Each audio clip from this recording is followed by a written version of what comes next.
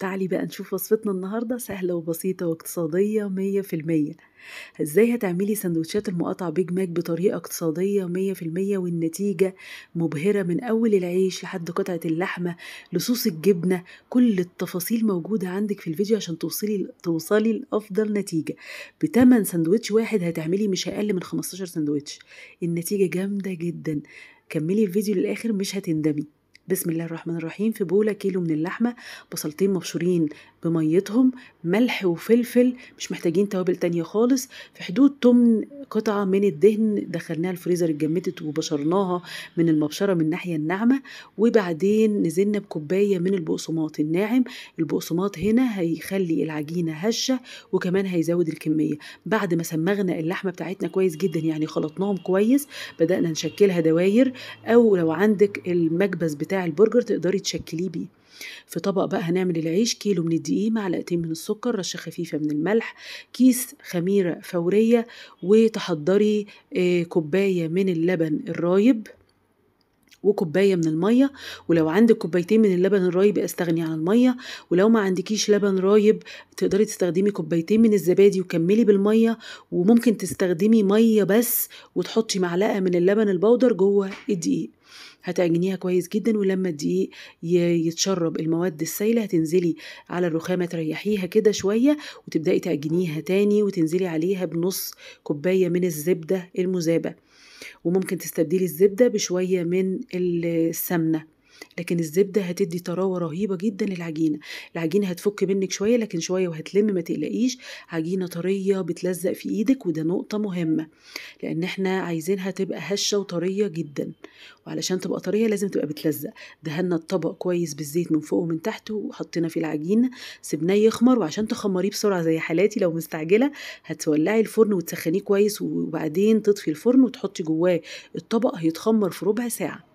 هطلعه، وبما اني كنت مستعجله برضو فانا ما كورتش العجين، لكن انت لو عندك وقت كوري العجين كله كور متساويه، وبعد كده بتفردي واحده وتدهني دهنه من الزبده او السمنه، وتحطي القطعه التانية عليها بالشكل ده. تمام. والقطعتين بقدر الامكان قد بعض وسمكهم سميك شويه. هنبتدي نسيبهم يتخمروا بقى نص ساعة. في طبق قطعنا بطاطس سميك شوية، معلقة من الملح شوية أو معلقة صغيرة من الخل، وسبناها تتنقع في الملح والخل. بعد ما العجين يتخمر لمدة نص ساعة، معلقة صغيرة من اللبن عليها رشة خفيفة جدا من القهوة، وهنبدأ ندهن العجين ونحط شوية السمسم الحلوين. وبعدين فرننا متسخن جدا على الشبكة، أول ما يستوي 10 دقايق بالظبط وتولعي الشواية ياخد اللون بالهنا والشفا. في حلة بقى معلقتين حلوين من الزيت، معلقتين ونص من الدقيق. هنبدأ نشوح الدقيق كويس جوه الزيت علشان ريحته تطلع كده، وأول ما ريحته تطلع هتبدأي تنزلي باللبن حبة حبة. النقطة الأولانية علشان بشاميل أو صوص الجبنة ما يتكتلش معاكي، انزلي في البداية حبة حبة لحد ما الدقيق، بصوا يا جماعة، يفك معاكي. الدقيق فك معاكي وما بقاش كتل، ابدأي انزلي باللبن وانتي مطمنة جدا. انزلي بكمية اللبن المناسبة لحد ما السمك يوصل للسمك المظبوط. هتشوفيه دلوقتي. معلقة كبيرة من بهارات الفراخ، معلقة كبيرة من الكركم، تمام، عشان يدينا اللون الجميل. ونبدأ نحضر معانا كوباية أو علبة الجبنة المشهورة جدا والشعبية، هنحط نصها، ودي ربع كيلو، يعني دي نص 8 كيلو من الجبنة المشهورة. قلبناها ساحت، لكن انتي بقى، انا استخدمت الجبنة دي عشان رخيصة جدا ويقدر عليها اي حد. عندك جبنة موتزاريلا او شيدر هتبقى طبعا احلى.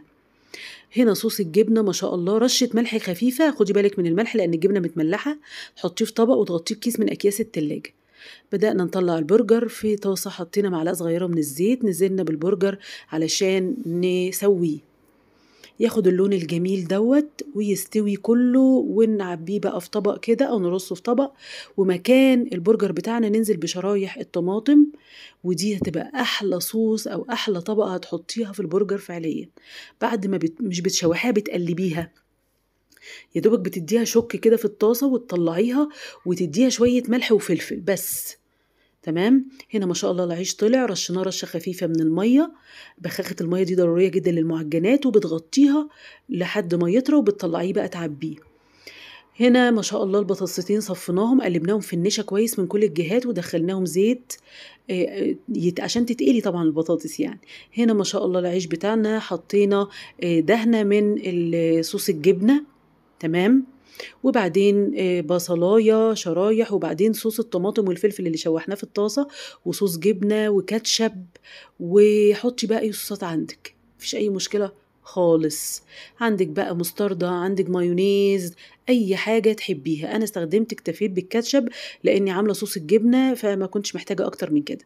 تاني صوص الجبنة، قطعة اللحمة، بصلاية، شوية خيار مخلل مقطعينها شرايح بيبقى طعمه تحفة، شوية الطماطم التحفة والفلفل اللي كانوا متشوحين مع الملح والفلفل، صوص الجبنة تاني، وشوية الكاتشب الجميل. وبالهنا والشفا لأحلى سندوتش ممكن تعمليه. لو عجبتك الوصفة واستفدتي بأي معلومة ولو بسيطة، لايك وكومنت.